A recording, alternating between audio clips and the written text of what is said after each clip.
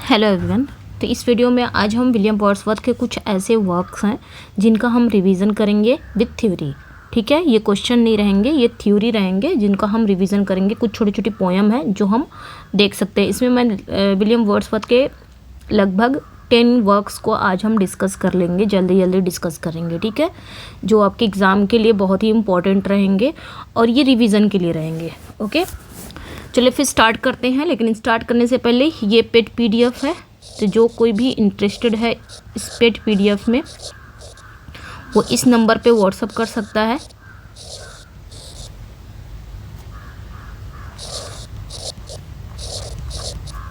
Okay, इस number पे WhatsApp करके ये पेड पीडीएफ ले सकता है। तो ये जो पीडीएफ है ये आपको 7-9 में मिलेंगी। ठीक है, ये आपके टीजीटी और पीजीटी दोनों के लिए इम्पोर्टेंट है। इसमें इतने सारे टॉपिक को कवर किया गया है, विद क्वेश्चंस के थ्रू कवर किया गया है। क्वेश्चन एंड आंसर है इसका। ठीक है, 79 में मिलेगा। सेकंड जो पीडीएफ है इसमें 4 राइटर को कवर किया गया है, 1 लाइनर के थ्रू कवर किया गया है, ये आपको 189 में मिलेगा। और थर्ड जो है इसमें भी 4 राइटर को कवर किया गया है विद एमसीक्यूज। ठीक है, तो ये आपको 199 में मिलेगा। तीनों ले सकते हैं, सिंगल भी ले सकते हैं, जैसे भी आपकी मर्जी हो। लेकिन तीनों लेंगे तो डिस्काउंट भी रहेगा। तीनों अगर आप लेते हैं तो डिस्काउंट है। ठीक है, टोटल आपका कितना हो जाएगा अमाउंट, अगर तीनों लेते हैं तो 467 होता है, लेकिन आफ्टर डिस्काउंट आपको ये 399 में मिल जाएगा। तो जो कोई भी इंटरेस्टेड है इस नंबर पे व्हाट्सअप करके वो ले सकता है। ठीक है, और ये जो दूसरी पीडीएफ है ये आपके पीजीटी के लिए है, जिसमें आप देख सकते हैं इतने सारे राइटर को कवर किया गया है, 1 लाइनर के थ्रू कवर किया गया है। ये आपको 269 में पीजीटी का मिल जाएगा, सेम नंबर पे, इसी नंबर पे। ठीक है, इसी नंबर पे आप व्हाट्सअप कर सकते हैं। इस नंबर पे पीजीटी वाला भी मिल जाएगा और टीजीटी वाला भी। ठीक है, आगे आते हैं हम। तो ये वर्ड्सवर्थ के कुछ वर्क्स हैं जिनके हम जल्दी जल्दी रिविज़न कर लेंगे। 10 वर्क्स आज की वीडियो में देख लेंगे, बाकी का जो वर्क्स रहेगा उनके जो वर्क हैं वो हम नेक्स्ट वीडियो में पढ़ लेंगे। तो ये रिवीजन के लिए ही है, थियरी क्लास है।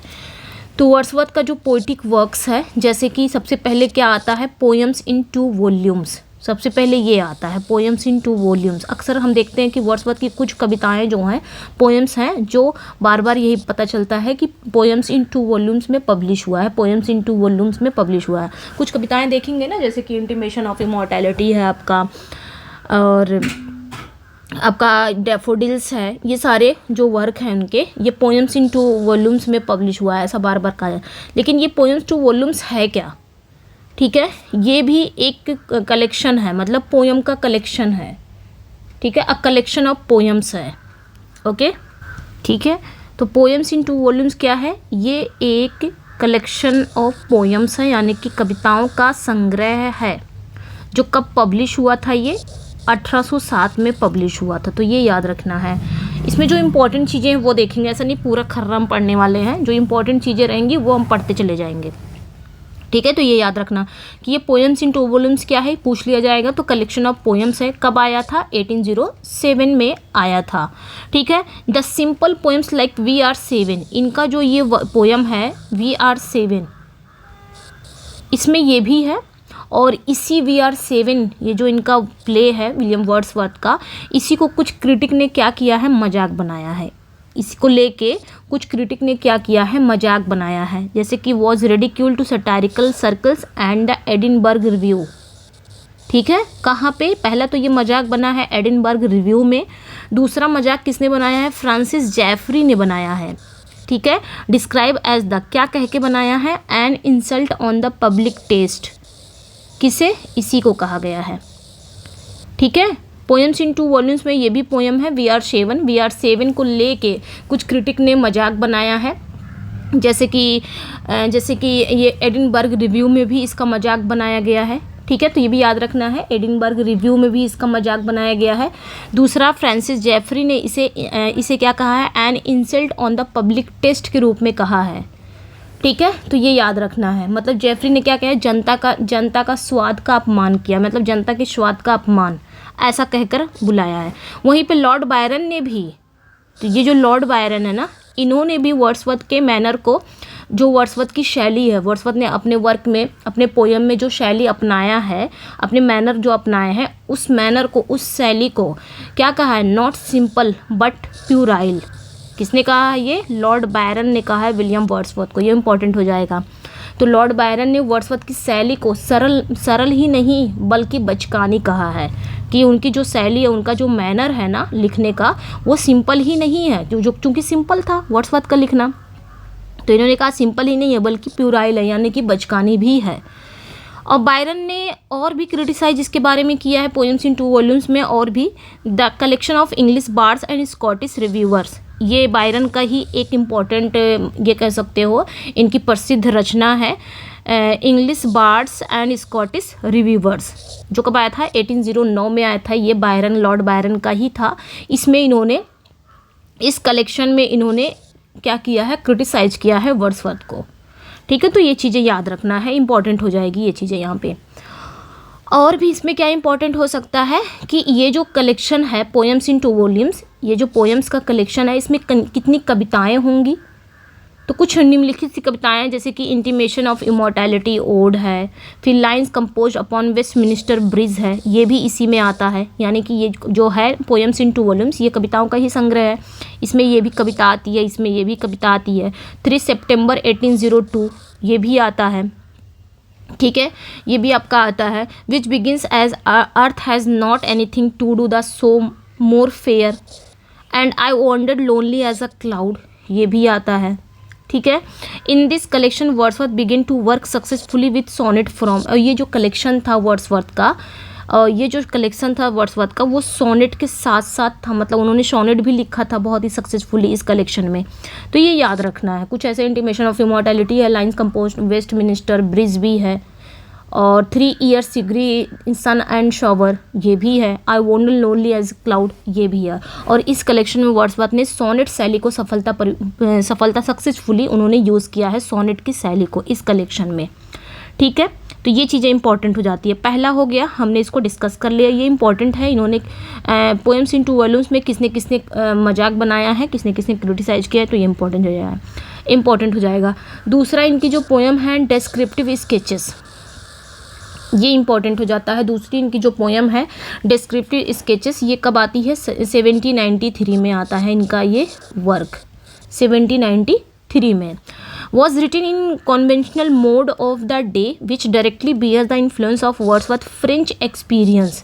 It is a travel poem, ये इंपॉर्टेंट हो जाता है। ये क्या है? एक यात्रा कविता है, यात्रा पोएम है, ट्रेवल पोएम है, जिसको वर्ड्सवर्थ ने 1790 में एल्प्स की यात्रा के एक्सपीरियंस पर आधारित लिखा था। ठीक है, we deal the alpine tour of 1790, वही चीज़ मैंने यहाँ पे बताया कि ये जो आपका डिस्क्रिप्टिव, इसमें इंपॉर्टेंट चीज़ें क्या हो सकती हैं। ठीक है, इनको इन्होंने कन्वेंशनल मोड पे लिखा था, ये इंपॉर्टेंट हो सकता है। ठीक है, और ये 1793 में आई थी, मतलब लिखा कब गया था? ये एक ट्रैवल पोएम है, लिखा कब गया था? तो ये भी याद रखना है, 1790 में एल्प्स की यात्रा के अनुभवों पर आधारित है ये जो पोएम है इनकी ट्रैवल पोएम थी। ठीक है, तो ये याद रखना है। Its main purpose is to show free simple and a happy life of Swiss peasantry. Swiss peasantry मतलब जो स्विट्जरलैंड के किसान है, उसके बारे में यहाँ पे बात की गई है। मतलब इस कविता में वर्ड्सवर्थ ने स्विट्जरलैंड के ग्रामीण जीवन की सादगी और उसके स्वतंत्रता को दर्शाया है इस कविता में, कि who live uncorrupted and independent in their mountain home. तो डिस्क्रिप्टिव स्केचेस में इन्होंने क्या बताया है, किसके बारे में बताया है? जो स्विट्जरलैंड के ग्रामीण जीवन की सादगी और वहाँ की जो आज़ादी है उसके बारे में बताया है। ठीक है, उन्होंने स्विस पीजेंट्री यानी कि उन्होंने स्विस किसानों की निर्मल, स्वतंत्र और खुशहाल जीवन शैली को भी इस पोएम में दिखाया है। तो स्विस समझ में आ गया, स्विट्जरलैंड के किसान। It is also written in heroic couplets, इसे इन्होंने किस में लिखा है? हीरोइक कॉपलेट्स में लिखा है, ये इंपॉर्टेंट हो जाएगा। ठीक है, इसको इन्होंने किस में लिखा है? हीरोइक कॉपलेट में लिखा है। And deals with the his unhappiness at seeing his own country proclaim war against France. और इन्होंने क्या बताया इसमें? इस कविता में इन्होंने ये भी दिखाया है कि स्विट्जरलैंड के जो किसान हैं अपने पर्वतीय घरों में बिना किसी बाहरी प्रभाव के शांतिपूर्ण जीवन जीते हैं। It also shows the disillusionment with the course taken by the French Revolution. Wordsworth followed at their rationalism and humanitarianism of William Godwin's political justice. तो ये भी याद रखना है। इसमें उन्होंने और किस बारे में बात की है, वर्ड्सवर्थ ने इसमें फ्रेंच रेवोल्यूशन के प्रति अपनी जो शुरुआती मतलब फ्रेंच रेवोल्यूशन के प्रति जो उनकी सहानुभूति थी वो भी चीज़ें इसमें दिखाया है उन्होंने इस पोयम में। ठीक है, इन्होंने इसमें कविता के अंत में यानी कि कविता के एंड में वर्ड्सवर्थ ने फ्रेंच रेवोल्यूशन के मार्ग से निराश भी हो जाते हैं और उसकी दिशा पर भी असंतोष प्रकट करते हैं। यह सारी चीज़ें भी इसमें इन्होंने दिखाई है। इस पोएम में वर्ड्सवर्थ ने विलियम गॉडविन की जो पुस्तक है पॉलिटिकल जस्टिस, ये विलियम गॉडविन की बुक है पॉलिटिकल जस्टिस, ठीक है, इससे प्रभावित दिखाई देते हैं कि जो विलियम वर्ड्सवर्थ है वो विलियम गॉडविन के पॉलिटिकल जस्टिस से प्रभावित है। इस पोएम में दिखाई देता है जो तर्कवाद यानी कि रैशनलिज्म और मानवतावाद यानी कि ह्यूमैनिटेरियनिज्म को बढ़ावा देती है। तो ये इंपॉर्टेंट हो जाती है। ठीक है, इसमें क्या क्या चीज़ें हैं मैंने यहाँ पे सब यहाँ पे जो मैंने यहाँ पे लाइन किया है वो सारा कुछ इसमें इम्पॉर्टेंट है। ठीक है, 1793 में आता है, कन्वेंशनल मोड में लिखा जाता है, ट्रैवल पोएम है। ठीक है, और ये जो ट्रैवल पोएम है ये याद रखना है, ये ट्रैवल पोएम है जो 1790 में एल्प्स की यात्रा के अनुभव पर आधारित है। और ये जो पोएम है ये उस समय के प्रचलित कविता शैली में लिखी गई है। इससे फ्रांस में बिताए गए समय के प्रभाव स्पष्ट रूप से दिखाई देते हैं। जब वो फ्रांस में थे वो सारी चीज़ें इसमें इन्होंने लिखी हैं। फ्रेंच रेवोल्यूशन के बारे में लिखा है, स्विट्ज़रलैंड के ग्रामीण जीवन की सादगी के बारे में बताया इन्होंने। स्विट्ज़रलैंड के जो किसान हैं उनके निर्मल स्वतंत्र और खुशहाल जीवन शैली को भी इसमें उजागर किया है। उन्होंने स्विट्ज़रलैंड के किसान और उनके जो घर हैं जो किसी बाहरी प्रभाव और शांतिपूर्ण जीवन जी रहे हैं वो सारी चीज़ें उन्होंने बताई हैं। फ्रेंच रेवोल्यूशन के बारे में जो उनकी सहानुभूति थी वो इस पोएम में उन्होंने उजागर किया है। ठीक है, और फिर वो फ्रेंच रेवोल्यूशन से वो निराश भी हो जाते हैं, उस बारे में भी ये बताए हैं। विलियम गॉडविन की जो पॉलिटिकल जस्टिस है उससे प्रभावित भी होते हैं जो रैशनलिज्म और ह्यूमैनिटेरियनिज्म को बढ़ावा देती है। तो ये सारी चीज़ें इंपॉर्टेंट हो जाती हैं। ठीक है, और इम्पोर्टेंट क्या है कि ये जो पोएम है ये हीरोइक कॉपलेट्स में लिखी गई है। ठीक है, इसमें वर्ड्सवर्थ ने प्राकृतिक दृश्यों का सुंदर वर्णन किया है, यानी कि नेचर के बारे में इसमें भी बताया उन्होंने।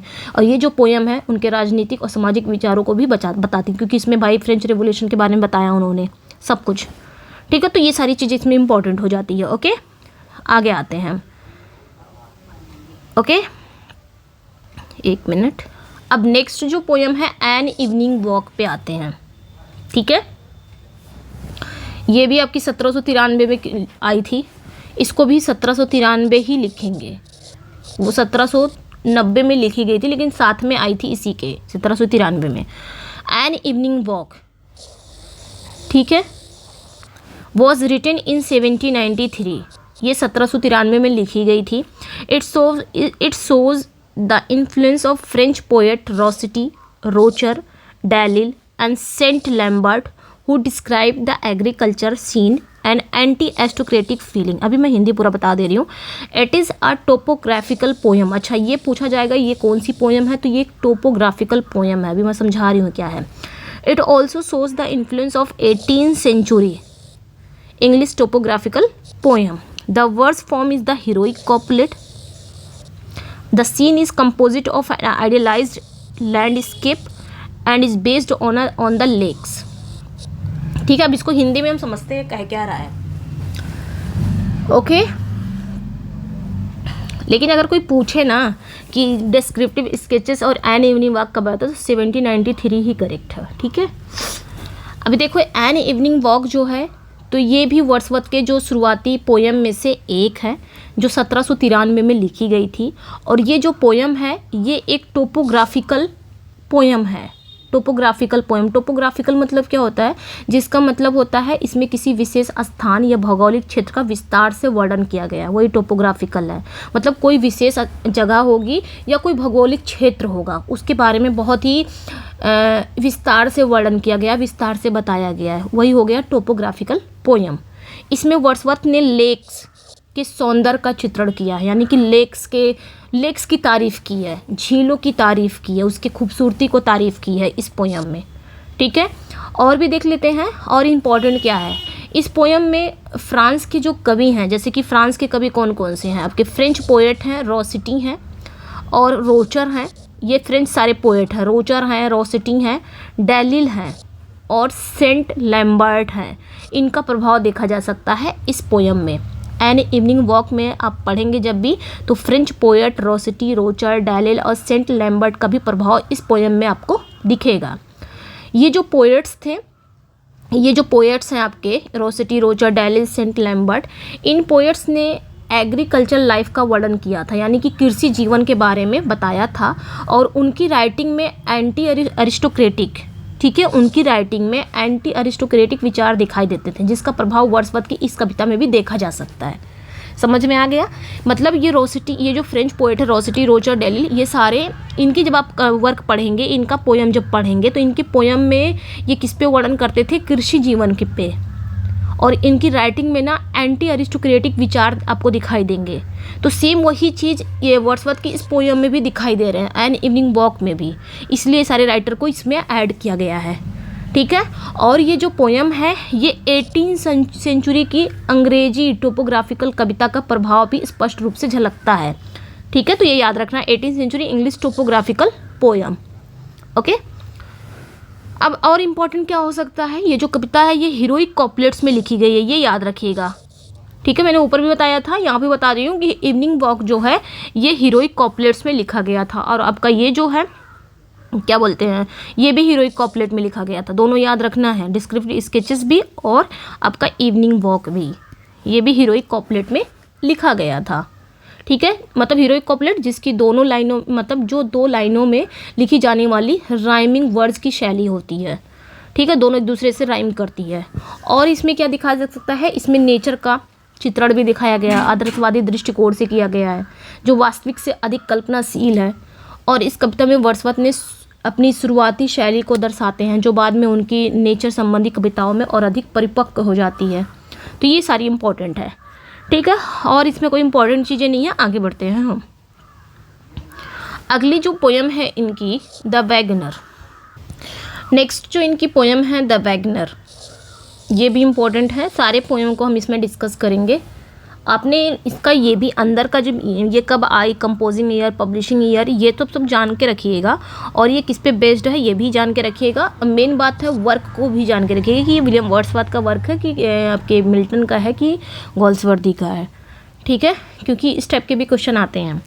तो वैगनर ये भी इनकी पोयम है, जो कंपोज कब हुई थी? 1805 में, एंड पब्लिश कब हुआ था? 1819 में। It was publish with the dedication to Charles Lamb. ये भी इंपॉर्टेंट है कि इन्होंने अपने सबसे घनिष्ठ मित्र, इनके बहुत ही घनिष्ठ मित्र थे, चार्ल्स लैम को इन्होंने डेडिकेट किया है ये पोयम वैगनर। ठीक है, थोड़ा सा इसके बारे में जान लेते हैं, अभी नेक्स्ट पोयम पे आएंगे, पहले इसके बारे में जान लेते हैं। तो वैगनर जो है ये भी एक नैरेटिव पोयम है। ठीक है, ये भी एक नैरेटिव पोयम है, ये इंपॉर्टेंट हो जाएगा। नैरेटिव पोयम है जिसमें एक वैगनर की यात्रा, वैगनर मतलब क्या होता है? एक गाड़ीवान, उसकी यात्रा और उसके अनुभवों का वर्णन किया गया है। मतलब उसकी यात्रा और उससे जो भी एक्सपीरियंस उसको मिले हैं वो सारी चीज़ें इस पोयम में दिखाई गई हैं। पोयम जो है वो साधारण जीवन के सौंदर्य और नेचर के साथ उनके संबंध को दिखाया गया है। पोयम में साधारण जीवन को दिखाया गया है, नेचर के बारे में दिखाया। भाई वर्ड्सवर्थ की पोयम रहेगी तो बिल्कुल ग्रामीण जीवन को ही दिखाया जाएगा, जो सिंपल लिविंग है, मतलब सिंपल लाइफ है, उस लाइफ के बारे में दिखाया जाएगा, नेचर के बारे में दिखाया जाएगा। इसमें वर्ड्सवर्थ के ग्रामीण जीवन के प्रति प्रेम और उनकी नेचर की गहरी समझ झलकती है इस पोयम में। ठीक है, तो ये याद रखना है। ओके, आगे बढ़ते हैं, नेक्स्ट वन पे आएंगे। अगली जो इनकी पोयम है द वाइट डो ऑफ। ठीक है, 1 मिनट, यही पेन ले लेती हूँ मैं, ये ज़्यादा सही है। ठीक है, the white dough of Rylstone, ये इनकी पोयम है, अनदर पोयम। ठीक है, ये एक नैरेटिव पोयम है जो 7 कैंटोज में लिखी गई थी, तो ये याद रखना है, 7 कैंटोज में लिखी गई थी। ओके, तो ये याद रखिएगा, नैरेटिव पोयम थी, 7 कैंटोज में लिखी गई थी, ये भी याद रखना है। और ये लिखी कब गई थी? 1807 में। ठीक है, 1807 में लिखी गई थी। इसमें 7 पूरा मिला के 7 कैंटोज थे, और कहीं कहीं 8 भी आता है, तो ये भी याद रखिएगा। 1807 एंड 8 भी कहीं कहीं आता है कि 1807 या 8। और ये तब तक पब्लिश नहीं हुई थी, यानी कि 1815 तक।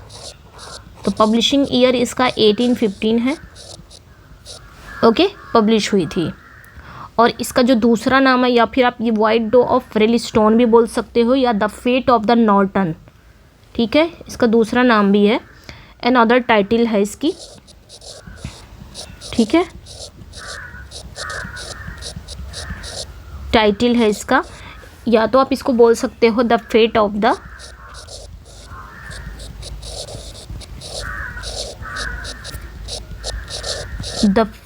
द नॉर्टन्स, ओके, या तो the white dough of Rylstone. एक लॉन्ग नैरेटिव पोएम है बाय विलियम वर्ड्सवर्थ, ये याद रखना है। रिटन इनिशियली 1807 या 8 but not finally revised and publish until 1815। तो ये याद रखना है। इसमें क्या चीज़ें इंपॉर्टेंट हो सकती हैं, इसमें वाइट डो मतलब क्या होता है, एक सफ़ेद मिर्ग की कहानी है। सफ़ेद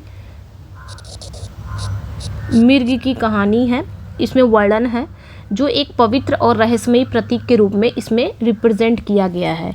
ये प्रेम, शांति और आध्यात्मिकता का भी प्रतीक है। ये जो पोयम है ये इतिहास और कल्पना का सुंदर मिश्रण है। मतलब इसमें दोनों चीज़ें आपको मिलेंगी, जिसमें नेचर और मनुष्य के बीच के संबंध को उजागर किया है। नेचर के बारे में बताया है, नेचर और जो मनुष्य है दोनों के बीच में क्या रिलेशनशिप है इसमें बताया है, ठीक है। तो ये याद रखना है, White dough of Rylstone. Next one पे आएंगे, और इतना इंपॉर्टेंट नहीं, इतना जरूर याद रखिएगा। ये सारी चीज़ें तो याद रखना ही रखना है। नैरेटिव पोएम है, 7 कैंटोज में आया था। पब्लिशिंग ईयर याद रखने का है, और कंपोजिंग ईयर ये भी याद रखना है कि ये विलियम वर्ड्सवर्थ का वर्क है, ये भी आपने याद रखना है, ठीक है। नेक्स्ट पे आएंगे, नेक्स्ट वन है द ग्रीन, अगला जो है आपका द ग्रीन लिनेट, ये भी विलियम वर्ड्सवर्थ का वर्क है। मेरा मेन पर्पज़ जानते हो क्या है, मेन पर्पज़ है बस आपके सामने वर्क को लाना, ठीक है। वर्क को लाना मतलब ये भी वर्क विलियम वर्ड्सवर्थ का है, ये आपने जानना, ताकि आप एग्ज़ाम में अगर ये सारे वर्क आ जाएं तो एग्ज़ाम में आप कर सकते हो कि हाँ ये विलियम वर्ड्सवर्थ का है, ठीक है। तो नेक्स्ट जो है द ग्रीन लिनेट, ये कब आया था, ये कंपोजिंग ईयर इसका हुआ था 1803 में। ऐसा कहा जाता है कि 1803 में ये लिखी गई थी कविता, और first publish in poems in 2 volumes. और ये इसकी जो मतलब और पहली बार ये कब पब्लिश हुई थी, पोएम्स इन 2 वॉल्यूम्स में 1807 में, ठीक है। तो ये याद रखना है, पोएम्स इन 2 वॉल्यूम्स 1807 में ये पब्लिश हुई थी पहली बार। इसे पहले पोएम्स इन 2 वॉल्यूम्स में पब्लिश किया गया था, और बाद में सेकेंडली इन 1837 बाद में इसे 1837 में दोबारा से प्रकाशित किया गया था, दोबारा से पब्लिश किया गया था सेकेंडली। तो ये याद रखना है, ठीक है। इस पोएम के बारे में आप और क्या कह सकते हो, ये एक लिरिक पोएम है, ठीक है। ये एक लिरिक पोएम, आगे होगा भी हम पढ़ेंगे, ये एक लिरिक पोएम है। और क्या याद रख सकते हैं, the poem is written in iambic tetrameter. ये पोएम जो लिखी गई है ये आयम्बिक टेट्रामीटर में लिखी गई है, और consist of 5 stanza of 8 lines each. इसमें कितनी स्टैंजा है, 5 स्टैंजा है। हर स्टैंजा में कितनी लाइन है, 8 लाइन है। 5 स्टैंजा करके यानी कि 8 लाइन है, 5 स्टैंजा है, और हर स्टैंजा 8 लाइन का है प्रत्येक स्टैंजा। इसकी राइमिंग स्कीम क्या है, इस पोएम की ट्रिपल ए है, फिर बी है, फिर ट्रिपल सी बी। इस तरह याद रख सकते हो इसकी rhyming scheme, triple A B triple C B, ठीक है। तो इस तरह आप इसको याद रख सकते हो, ओके। और क्या इंपॉर्टेंट हो सकता है, और इसमें क्या इंपॉर्टेंट है, इसकी ये फेमस लाइन है, ये जो आपकी है ये देख सकते हैं, hail to thee for above the rest in joy of voice and pinion and birds and flowers once more to greet. ये इसकी इंपॉर्टेंट लाइनें हैं। मतलब इस पोएम में क्या दिखाया गया है, ग्रीन, मतलब ये जो पोएम है ये ग्रीन लिनेट पर आधारित है। ग्रीन लिनेट मतलब एक हरे रंग की पक्षी होती है, उसी पर आधारित है। और ये जो पक्षी होती है ये मई के महीने का स्वागत करती है, मतलब मई का महीना जल्दी आए, क्योंकि वो उसी में खुश रहती है। क्योंकि ये मई के महीने को क्या मानती है, विजडम गिविंग, ठीक है। ये मई के महीनों को क्या मानती है, विजडम गिविंग मानती है, यानी कि ज्ञान प्रदान करने वाला, ठीक है, क्योंकि ये पक्षी मई के महीने का स्वागत करता है और उसे ज्ञान प्रदान करने वाला माना जाता है, यानी कि विजडम गिविंग माना जाता है। और ये जो पोयम है ये नेचर के सौंदर्य और आनंद को दर्शाती है। मतलब नेचर के बारे में ऐसा हो ही नहीं सकता कि वर्ड्सवर्थ नेचर के बारे में ना बताएं। यहाँ पे देख सकते हो ये एक लिरिक है, ठीक है, on a bird that is welcoming in May, मैंने ऊपर बता ही दिया है, and believe to the provide wisdom. It was written to praise and celebrate the joys and beauty of nature, मैंने बताया अभी, ठीक है, मैंने ये चीज़ बता दी है ऊपर। जो कुछ मैं बताते जा रही हूँ सब इसी में से बताते जा रही हूँ ताकि मुझे पढ़ना ना पड़े इसकी इंग्लिश, ताकि आपका टाइम कम रहे। पूरा इंग्लिश पढ़ूंगी फिर हिंदी बताऊंगी, तो ये याद रखना है, ओके। और इस पोएम के बारे में इंपॉर्टेंट क्या हो सकता है, ये लाइनें आपकी इंपॉर्टेंट हो सकती है। Hail to thee for above the rest enjoy of voice and pinion, मतलब इसका मतलब क्या हुआ, यहाँ पे जो पोएट्स है वो इस पक्षी का स्वागत करता है और उसकी आवाज़ और पंखों की सुंदरता की प्रशंसा भी करता है। Birds and flowers once more to greet, आगे क्या कह रहा है कि ये जो लाइन है, ये लाइन हमें क्या बताती है कि कैसे ये पक्षी फूलों और अन्य पक्षियों का स्वागत भी करता है। ये एक लिरिक है, ये याद रखना है। यहाँ तक हो गया। Being a pantheist, Wordsworth believed in the idea that the spirit of God dwells in nature and that to commune with nature is to commune with God. मतलब वर्ड्सवर्थ एक पेंथिस्ट माने जाते हैं ना, पेंथिस्ट। वर्ड्सवर्थ क्या थे, पेंथिस्ट थे, यानी वे मानते थे कि जो भगवान है वो नेचर में बसते हैं। उनका पेंथिस्ट मतलब क्या, वही हुआ, वर्ड्सवर्थ को पेंथिस्ट माना जाता था, वो पेंथिस्ट हैं। उनका मानना ये था कि जो भगवान है वो नेचर में बसते हैं। उनके अनुसार नेचर से संवाद करना, यानी कि नेचर से बातचीत करना, मतलब ईश्वर से बातचीत करने के बराबर है। उन्होंने इस पोयम को, ये भी याद रखना है, he wrote this poem at Town End Grasmere, ये याद रखिएगा। उन्होंने इस पोयम को उन्होंने कहाँ लिखा है, ग्रासमेयर के टाउन एंड में लिखा था उन्होंने। It expresses the powerful overflow of feeling which experience while observing nature, जब वे नेचर के सौंदर्य से गहरे प्रभावित हुए थे। वहाँ पे जब वो ग्रासमेयर के टाउन एंड में थे, वहाँ पे उन्होंने इस पोयम को लिखा था जब वो नेचर के खूबसूरती से बहुत ज़्यादा गहरे प्रभावित थे, ठीक है। तो ये याद रखना, इतना इंपॉर्टेंट चीज़ें हैं इसमें।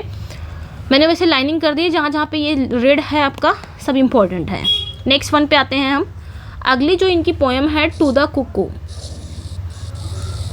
कुछ पोयम को कवर करेंगे आज के दिन, क्या है, ठीक है। उसके बाद कुछ इसमें कवर कर देंगे, कुछ नेक्स्ट पे हम कवर कर देंगे। अगर आप लोग का फीडबैक मिलेगा तो कवर करूँगी, ठीक है, क्योंकि आप लोग के फीडबैक से ही मैं वीडियो लेके आती हूँ। अगर फीडबैक मिलेगा तो इसको हम इसका नेक्स्ट पार्ट भी आएगा। अगली जो इनकी पोयम है, ये टू द कुकू कब लिखी गई थी, 1802 में ये लिखी गई थी और टाउन एंड के ऑर्चर्ड में लिखी गई थी, ये भी याद रखना है। टाउन एंड, ग्रासमेयर के टाउन एंड के ऑर्चर्ड में ही लिखी गई थी, ये भी याद रखना है, ग्रासमेयर, ठीक है। और पब्लिश कब हुआ था, ये 1807 में पब्लिश हुआ था। ये भी पोयम 1802 में लिखी गई थी, 1807 में पब्लिश हुई थी। और ये भी पोयम ग्रासमेयर के टाउन एंड के बगीचे में, यानी कि ऑर्चर्ड में लिखी गई थी। इतना इंपॉर्टेंट हो गया। It is a poem of nature and joy, ये जो पोयम है nature and joy and present the poet's love for cuckoo, ये इंपॉर्टेंट हो जाएगा कि ये जो पोयम है ये नेचर एंड जॉय का पोयम है, यानी कि आनंद से भरा हुआ नेचर के, मतलब नेचर के बारे में। और पोएट का जो प्यार है वो कुकू के लिए है, इस पोएम में आपको दिखेगा। कुकू एक बर्ड है, वही दिखेगा। अ सॉन्ग बर्ड है Kuku that comes to England in the spring and delight people with its sweet song. However, to the poet, the bird is not mere bird of bones and feathers, but a wandering voice, a mystery. अभी हम इसका हिंदी समझते हैं, ठीक है, ये important हो जाएगा, ठीक है। और ये जो पोयम है आपकी, ये आयम्बिक टेट्रामीटर में ही लिखी गई है। आगे होगा वैसे, यहाँ पे है, पहले इतना समझते हैं ये पोयम कह क्या रहा है, ठीक है। ये पोयम जो है ये एक विशेष प्रकार के गाने वाले, यानी कि एक सॉन्ग बर्ड कुक्कू के बारे में है। कुक्कू मतलब कोयल, एक सॉन्ग बर्ड कोयल के बारे में है, जो कि एक सॉन्ग बर्ड है। और ये जो बर्ड है ये कब आता है, यानी कि ये जो बर्ड है ये स्प्रिंग, इंग्लैंड में जब स्प्रिंग आता है, वसंत ऋतु इंग्लैंड में जब आता है, तब ये पक्षी आता है और अपनी मधुर आवाज़ से लोगों को क्या करता है, खुश करता है, ठीक है। और जो पोएट्स हैं, पोएट्स के लिए ये जो बर्ड है, ये पक्षी केवल हड्डियों और पंखों से बना जीव नहीं है। मतलब ये जो पोएट है वर्ड्सवर्थ के लिए ये जो बर्ड है, ये जो चिड़िया है, ये केवल हड्डियों से बना हड्डियों और पंखों से बना जीव नहीं है, बल्कि एक क्या है, बल्कि एक वॉन्डरिंग वॉइस है, एक भटकती हुई आवाज़ है। वॉन्डरिंग वॉइस एक मिस्ट्री है, एक रहस्य है।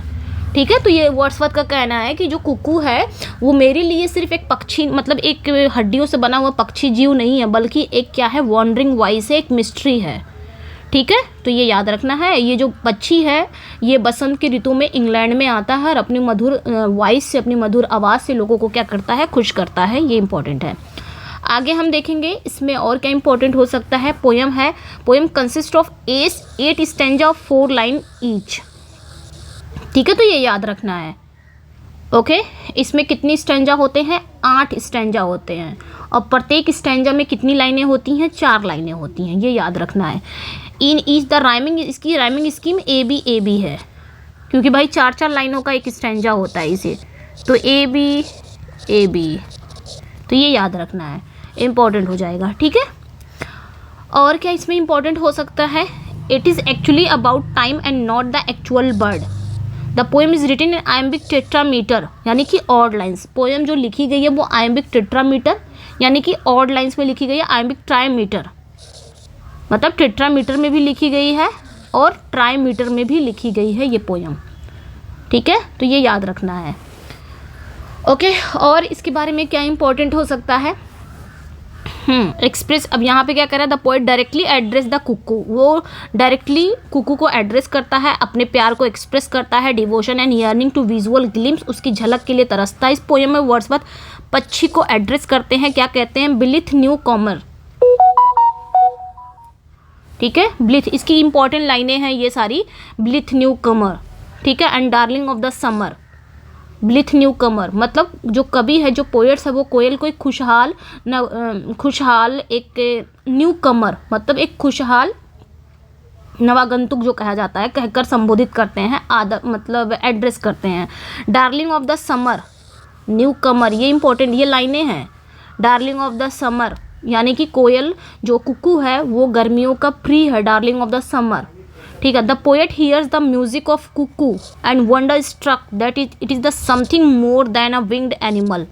ठीक है, जो पोएट है मतलब ये जो पोएट है ये सुनते हैं, कुकू की संगीत को सुनते हैं और क्या हो जाते हैं, आश्चर्यचकित हो जाते हैं। ठीक है, तो ये बताना है, ये इंपॉर्टेंट हो जाता है। यहाँ पे एक चीज़ बताइए, it is actually about time and do not actual bird. मतलब ये जो पोएम है ये टाइम, मतलब यहाँ पे एक्चुअल ये बात नहीं हो रही है इस पोएम में। वर्ड्सवर्थ ये नहीं कि हम बस वर्ड्सवर्थ पक्षी के बारे में बात कर रहा है ना, उन्होंने पक्षी के बारे में नहीं बात किया, पक्षी को लेके वो कुछ और समझाना चाह रहे हैं इंसानों को। मतलब ये जो पोएम है ये टाइम और मेमोरीज के महत्व को बता रहा है, समय और यादें। केवल ये मतलब ये केवल एक पक्षी की कविता नहीं है, बल्कि बचपन की जो मासूमियत है, आनंद है और अतीत की यादों का प्रतीक है। वर्ड्सवर्थ यहाँ पे अपने बचपन की यादें, मतलब किसी भी इंसान की एक बचपन की एक मासूमियत समय होता है, उस समय का जो आनंद होता है, जो अतीत की यादें होती हैं, उसको बता रहे हैं। हालांकि यहाँ पे कैरेक्टर किसको दे दिए हैं, पक्षी को दे दिए हैं। ठीक है, तो वही चीज़ है। वर्ड्सवर्थ के अनुसार ये जो पक्षी है ये शुद्धता, प्रसन्नता, बाल्यावस्था यानी कि इनोसेंस, गेटी, प्योरिटी, बॉयहुड का प्रतीक है। कितने शुद्ध रहते हैं उस तरह, जैसे एक पक्षी है कितना शुद्ध है, कितना प्रसन्न है, उसी तरह जब हम बच्चे थे तो हमारा भी वैसे ही था, वैसे ही मन था, बहुत इनोसेंस थे, बहुत गेटी थे, बहुत प्योरिटी थे, प्योर था हमारा हृदय। ठीक है, तो वही चीज़ को यहाँ पे संबोधित कर रहे हैं।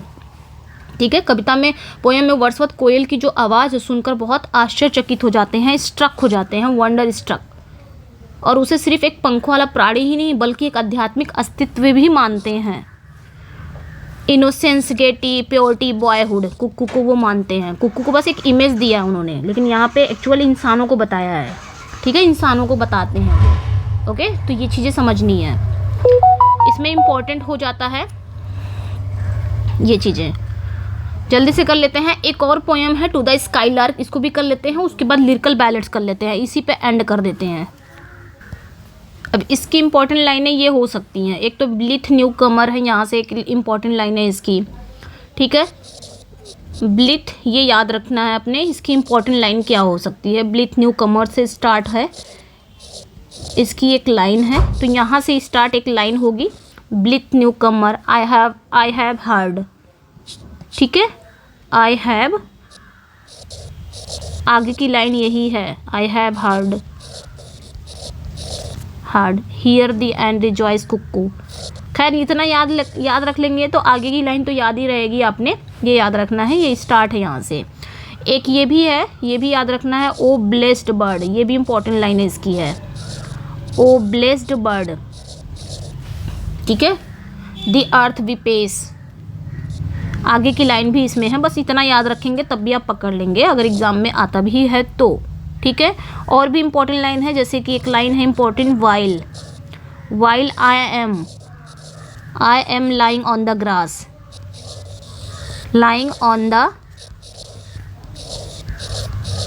ग्रास, आगे की लाइनें हैं, या ऐसे आप थोड़ा थोड़ा लाइनें अगर पकड़ लेंगे शुरुआत की, तो ऐसे थोड़ी ना बीच की लाइन पूछेगा, इसके आगे की लाइन तो नहीं पूछेगा, शुरुआत का ही पूछेगा।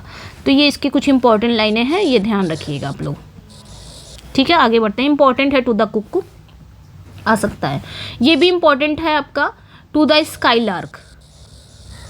एक है टू आई स्काईलार्क, वो आपका पीबी शैली का है, और ये है आपका विलियम वर्ड्सवर्थ का, ये एक ओड है, ठीक है, ओके, ये क्या है, ठीक है, ये एक ओड है क्योंकि ये डायरेक्टली एड्रेस्ड है उस स्काईलार्क को, ठीक है, इसलिए अ सॉन्ग बर्ड स्काईलार्क, ये इंपॉर्टेंट है। इस consist of 2 stanza of 6 line each with the rhyming scheme A B C C, ठीक है, ये 2 स्टैंजा में होती है, ये जो मतलब ये जो आपकी पोयम है टू द स्काईलार्क। अच्छा, टू द स्काईलार्क ये आपकी वर्ड्सवर्थ की है, टू आई स्काईलार्क वो आपका पीबी शैली का है, ठीक है, तो ये याद रखना है। लेकिन दोनों की पोयम काफ़ी अलग अलग है, अभी मैं समझा रही हूँ दोनों की पोयम में क्या क्या है। तो यहाँ पे आप देखेंगे, इसमें जो स्टैंजा है, इसमें 2 स्टैंजा पाया जाता है और 6 लाइन का ईच, प्रत्येक स्टैंजा कितनी लाइन का है, 6 लाइन का है, ठीक है, तो ये याद रखना है। इसकी rhyming scheme A B C C है। The poet appreciate the quality of skylark to maintain an equilibrium between sky and earth, the 2 worlds, ठीक है। In the poem the skylark is the address to ethereal minstrel, ठीक है, and pilgrim of the sky, ये poem की शुरुआती line है, first line है। As the bird soars high and its journey to the sky, the poem explain the concept of being down to earth. Although skylark is a heavenly bird, but still keeps its eyes on the ground and always returns back to its home. अब इसका समझते हैं कह क्या रहा है, ठीक है, ये लाइनें क्या कह रही हैं। ये जो पोयम है आपकी, ये एक सॉन्ग बर्ड यानी कि स्काईलार्क को समर्पित है, एक जो कि एक सॉन्ग बर्ड है, गाती हुई पक्षी है जिसका नाम है स्काईलार्क, उसको एड्रेस है ये पोयम, ठीक है। अब एड्रेस है तो ओड के एलिमेंट पाए जा रहे हैं कि नहीं पाए जा रहे हैं, ठीक है। आगे क्या है कि वर्ड्सवर्थ ने इसे रिडल माउंट में लिखा है, ये भी इम्पोर्टेंट है, ठीक है। It was compose riddle mount in 1825 and publish 1827, ये याद रखना है। वर्ड्सवर्थ ने इसे रिडल माउंट में 1825 में लिखा है और 1827 में इसे पब्लिश किया है। Originally the poem consist of 3 stanzas, but 1845 में वर्ड्सवर्थ ने क्या कर दिया था, transfer the second stanza to the poems a morning exercise. The poem ode to a skylark has been written by P B Shelley, ठीक है। तो यहाँ पे ये चीज़ इंपॉर्टेंट हो जाएगी। वैसे तो इसमें 3 स्टैंजा का ये था आपका, यहाँ पे बताया गया है ना कि ओरिजिनली इस पोएम के 3 स्टैंजा का था। अगर मूल रूप से देखा जाए ये जो पोएम है वो आपकी 3 स्टैंजा की थी, लेकिन वर्ड्सवर्थ ने क्या किया था, सेकेंड स्टैंजा को उन्होंने कहाँ ट्रांसफ़र कर दिया था, अपनी दूसरी पोएम पर। इनकी दूसरी पोएम क्या थी, अ मॉर्निंग एक्सरसाइज, वहाँ पे इन्होंने सेकेंड स्टैंजा को ट्रांसफ़र कर दिया था। इसलिए अब इस पोएम में कितनी स्टैंजा है, ओनली 2 स्टैंजाज हैं, और 2 स्टैंजा, प्रत्येक स्टैंजा 6 लाइन का है, 6 लाइन का है प्रत्येक स्टैंजा, ठीक है। तो ये याद रखना है, इतना इंपॉर्टेंट हो गया है, ठीक है, क्योंकि इसमें 3 स्टैंजा थे, लेकिन वर्ड्सवर्थ ने क्या किया था, 1845 में वर्ड्सवर्थ ने दूसरी स्टैंजा को निकालकर अपनी दूसरी पोएम अ मॉर्निंग एक्सरसाइज में जोड़ दिया था, इसमें जोड़ दिया था। तो ये इंपॉर्टेंट हो जाएगा।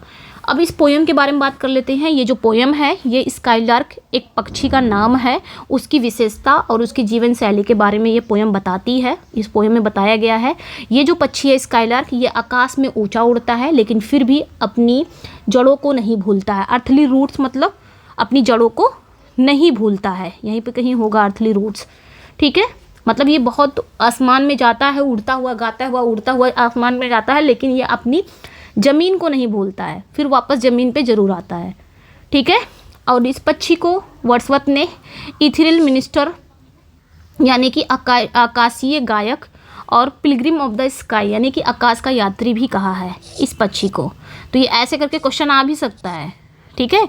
इथेरियल मिनिस्टर मतलब क्या होता है, आकाशीय गायक यानी आकाश में जो गाने वाला, और पिलग्रिम ऑफ द स्काई मतलब आकाश का यात्री, मतलब एक तो गा रहा है ऊपर ऊपर आकाश में जा रहा है गाते हुए, ठीक है।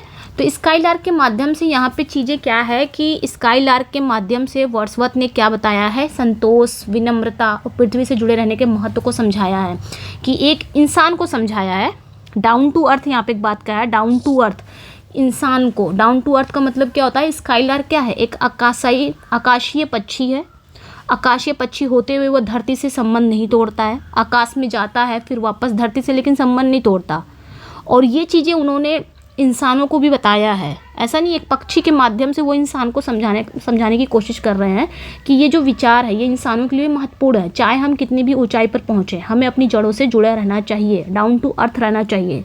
चाहे हम कितने भी बड़े हो जाएं, चाहे कितने भी आसमान पे चले जाएं, आसमान में मतलब कितनी भी कामयाबी हमको मिल जाए, लेकिन हमें अपने पुरानी चीज़ों, हमें अपने जड़ों से जुड़े रहना चाहिए। जड़ों से मतलब ज़मीन पे रहना चाहिए, ज़मीन पर मतलब डाउन टू अर्थ रहना चाहिए, कभी भूलना नहीं चाहिए, घमंड नहीं लाना चाहिए।